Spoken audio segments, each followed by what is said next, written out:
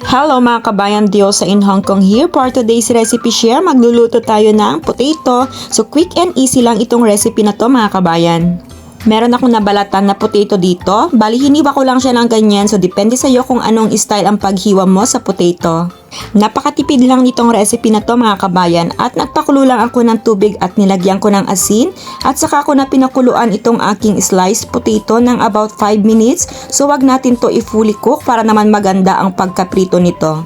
So habang pinapakuluan ko yung aking potato, maghanda naman ako ng aking rekado. Meron akong sliced red onion. Kung wala kang red onion mga kabayan, pwede na rin dito ang white onion kung ano yung meron. At mag-slice lang din ako ng chives. Kung wala ka namang chives ay pwede na rin dito ang spring onion. At simulan na natin ang mag-fry ng ating potato. Ikirog-kirog lang natin siya ng konti at hanggang maging golden brown at saka natin lagyan ng paprika, garlic powder at turmeric powder. Kung wala ka po niyang tatlo na yan na ricado na powder, pwede ka maglagay ng red cheese or all-purpose seasoning. Yung red cheese ay mabibili mo lang po yun sa palengke. Kadalasan yun yung ginagamit sa mga Chinese recipe na kulay red mga kabayan. At i-continue lang natin ang pagkirog-kirog natin dito sa potato para naman hanggang sa kumapit yung ating mga spices at mas lalong magkalasa.